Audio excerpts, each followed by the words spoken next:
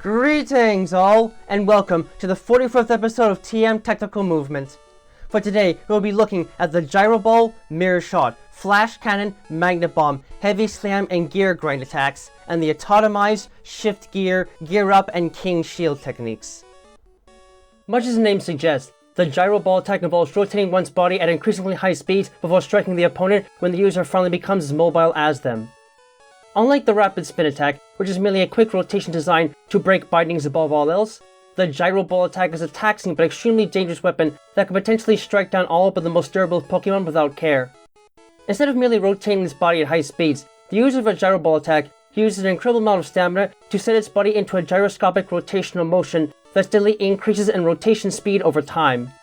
As the rotational speed of the user steadily increases over the course of the attack, it quickly directs itself towards the opponent and begins moving increasingly faster towards the target until eventually they reach the point where the speed temporarily exceeds the opponent's and a collision finally occurs.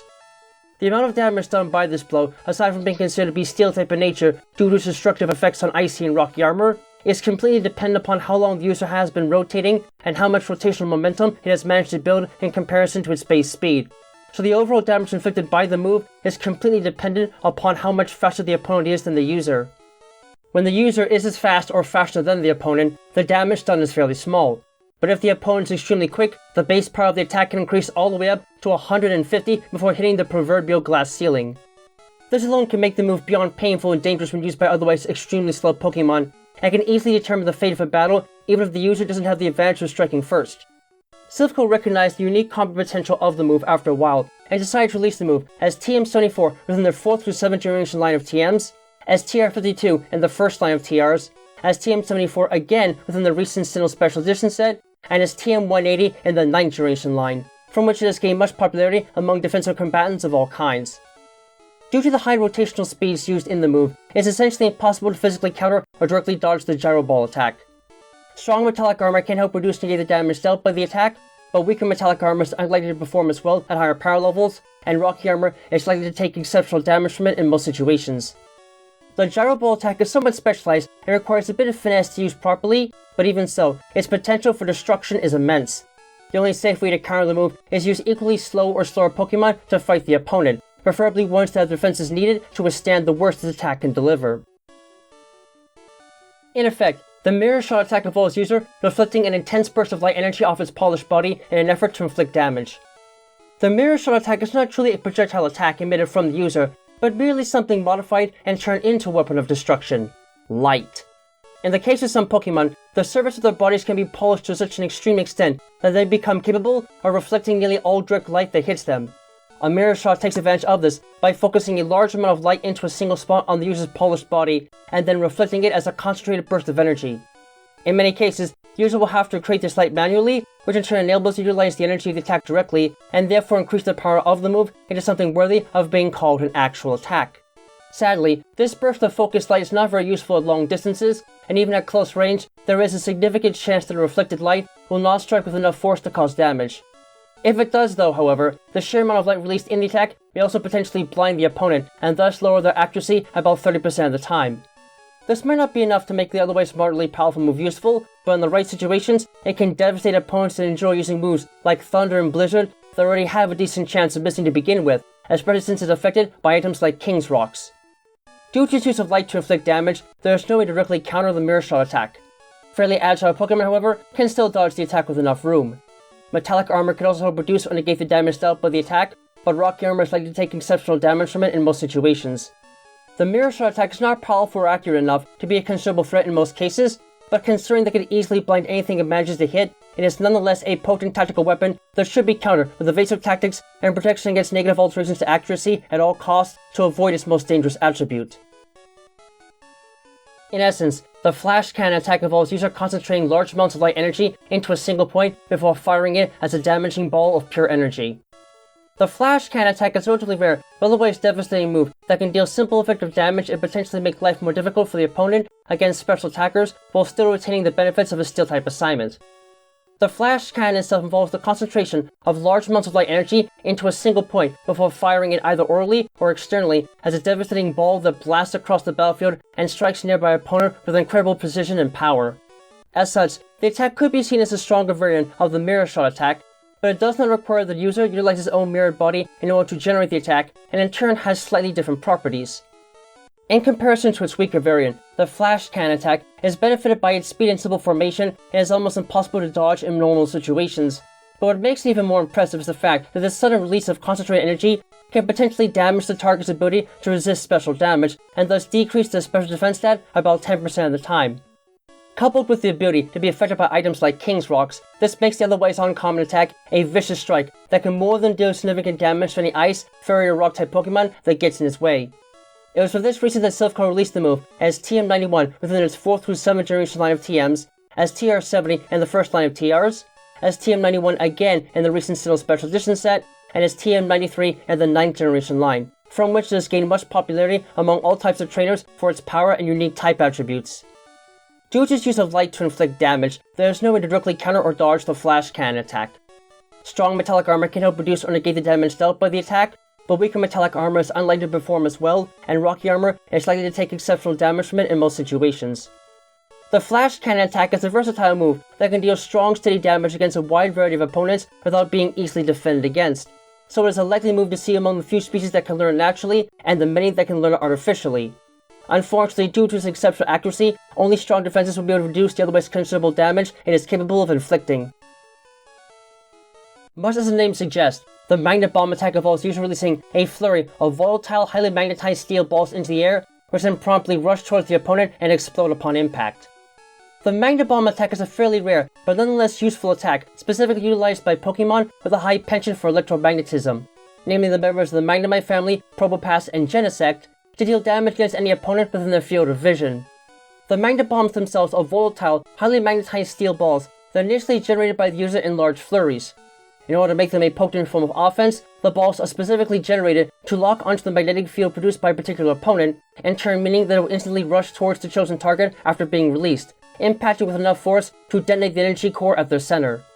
The damage done by the combined force of these steel balls is not significant enough to be a real game changer in most fights, but since the attack is designed to target one and only one target, the move never misses and is among the few moves known to have a perfect accuracy rate as long as the target is present on the battlefield.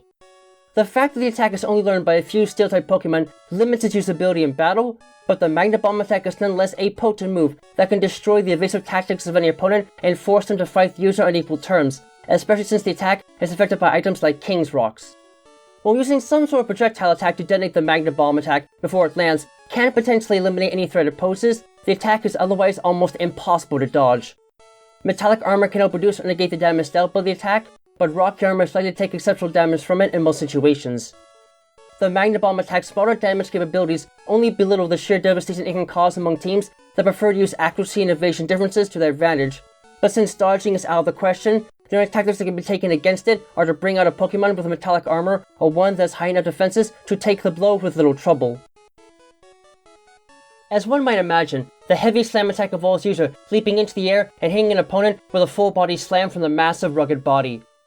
While the body slam attack can be learned by a fairly wide variety of Pokemon, the heavy slam attack is completely limited to Pokemon possessing massive or otherwise rugged bodies and serves as a testament to both their ingenuity of physical attacks and to what can happen when vertical and horizontal forces are combined elegantly.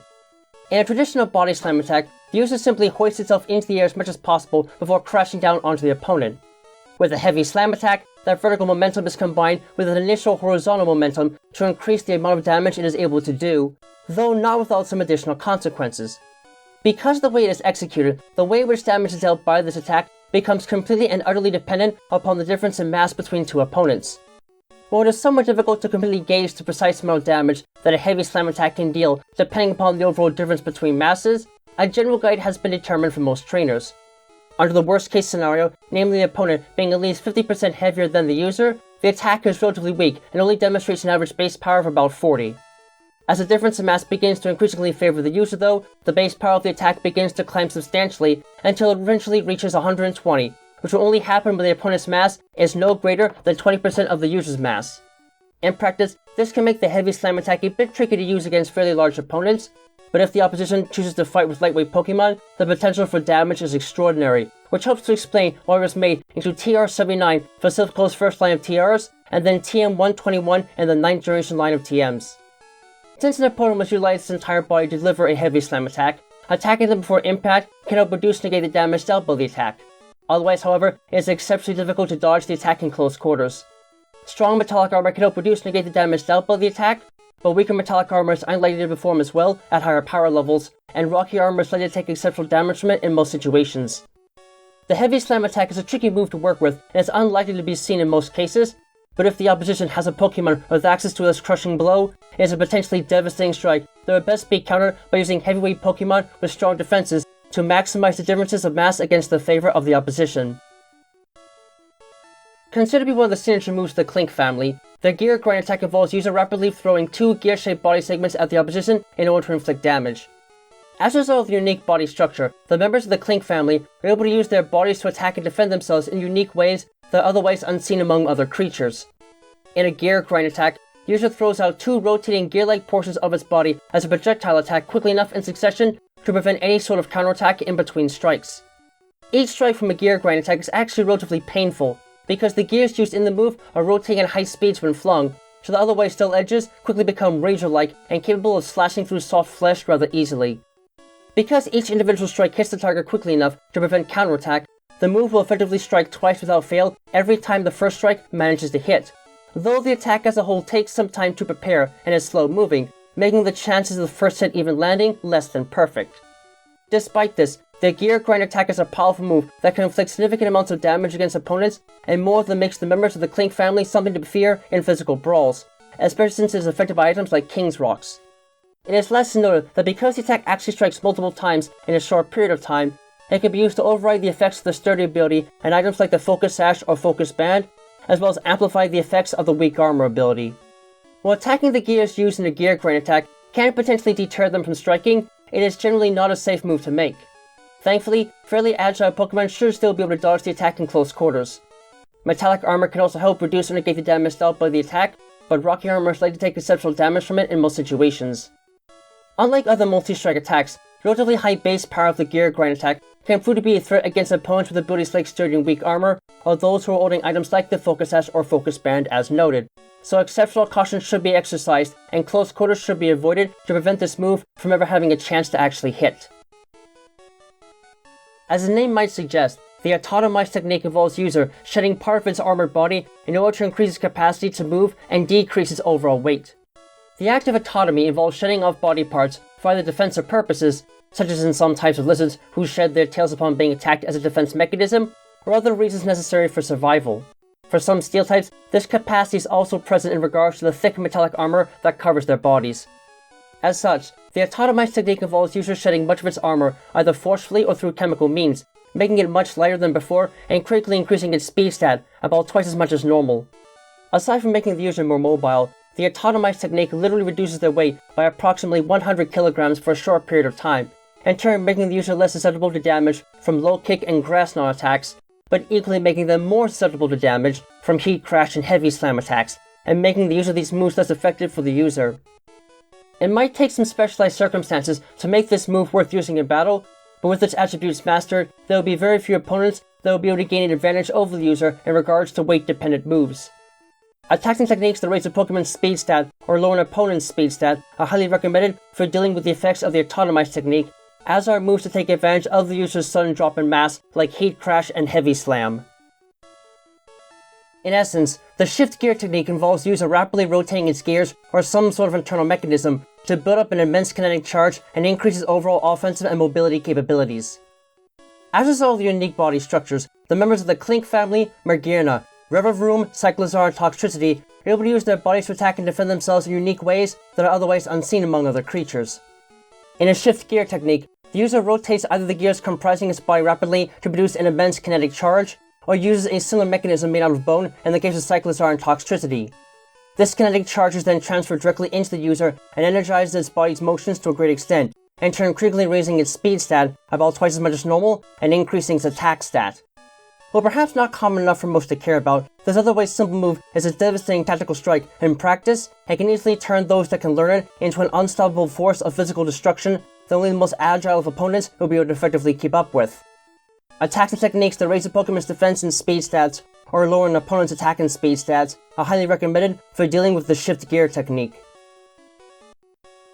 In essence, the gear up technique involves user rotating and charging its internal gears to create an electromagnetic pulse that can positively affect Pokémon with abilities receptive to such energy. As a result of their mechanical body structures and unique access to intense energy fields of some kind, electricity for one and fairy force energy for the other, Kling Klang and Magearna are able to use their bodies to attack and defend themselves in unique ways that are otherwise unseen among other creatures. In a gear up technique, the user rotates the gears comprising its body rapidly to produce an immense electromagnetic energy field around them for a short period of time.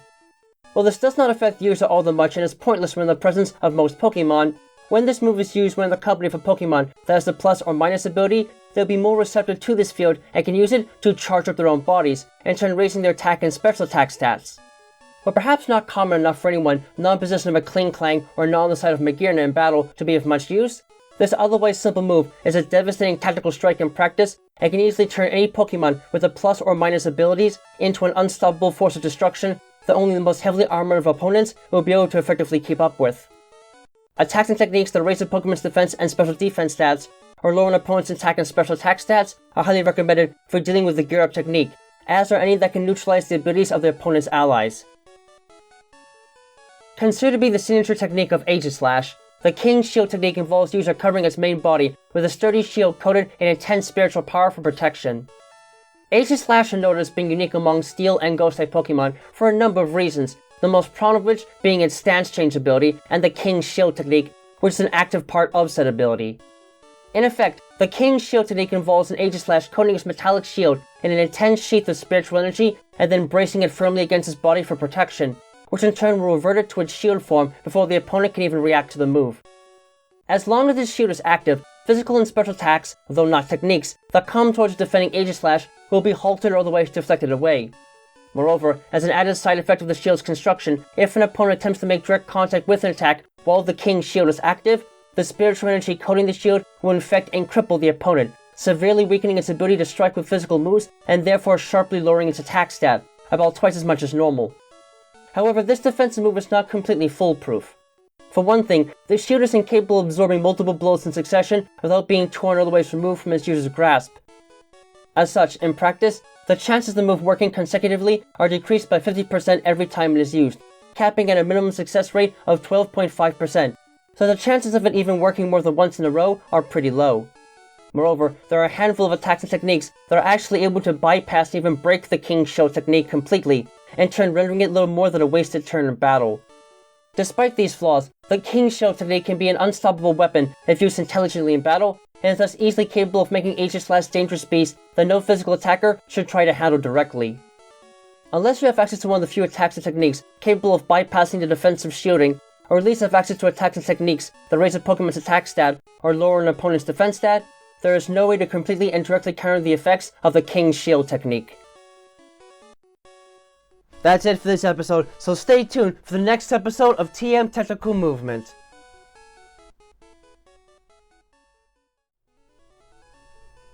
Thank you all for watching this video. It is a great pleasure to share with you all the fruits of my research and all the positives it gives to understanding the wonderful creatures we call Pokemon and how their powers and behaviors function in their world. If you enjoyed this video and would like to see more work like it, please give a like, comment, and or subscribe to the channel so you can get regular notifications on when new content is being uploaded. You can also find links to my DeviantArt page, Patreon, and Discord server in the description below. Please, join me on this road to seeing what the world of Pokemon has to share with us, and the many mysteries and wonders that keep us all coming back for more.